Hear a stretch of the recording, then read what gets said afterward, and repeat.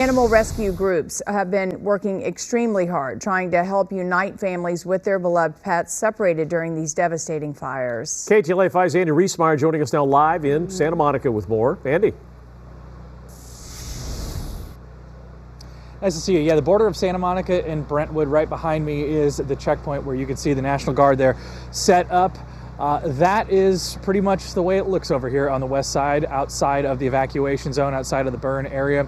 When we met some people in Brentwood yesterday, a woman who had a pet, a cat, up Kentra Canyon, she could not access her home. They wouldn't let her in. Her cat was there. She couldn't bring the cat out, and that cat needed food.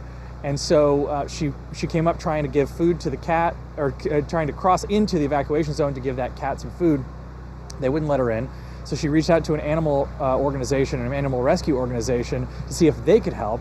Yesterday they tried to get in. They also couldn't get in.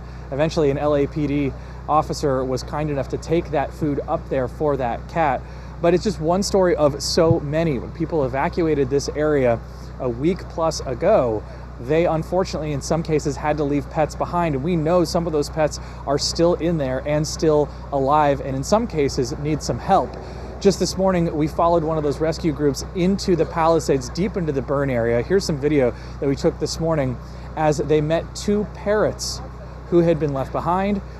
They were in need of medical assistance. Pretty quickly, as soon as the rescuers went into their home, they found that these parrots had been there. They survived the fire that had devastated the entire neighborhood, taken out home after home after home, but were able to basically get them through their cage, move the cage outside the home, and try to fit it into the car. The issue came when they got it to their rescue vehicle was whether or not they could actually fit that cage into the van.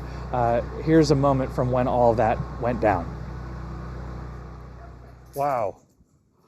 Oh my God. You did. Oh my God, I did not think that was going to work.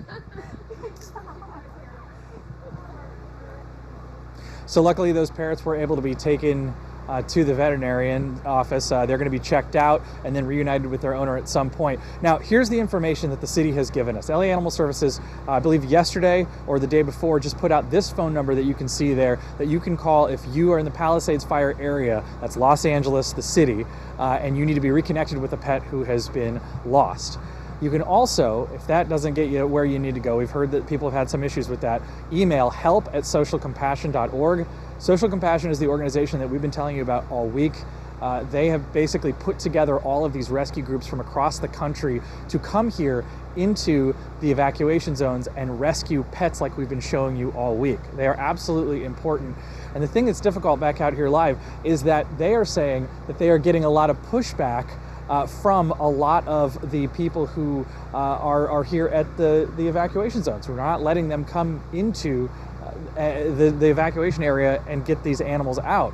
And so they're hoping that the city can give them some kind of credentials. The city can maybe talk to the National Guard or the LAPD here and allow them entry so that they can go in there and do the work that they need to do. So we're going to keep on this story and let you know what develops. I've reached out to the city, I've reached out to the LA Animal Services. I haven't heard anything back. Compare this to the Eaton fire, where the Pasadena Humane Society really just jumped into action immediately, set up a hotline, set up a website, and did their best to try to help people who had pets who were missing. And I think that a lot of people we've spoken to, rightfully so, are very frustrated that they just can't get any answers and can't get any help.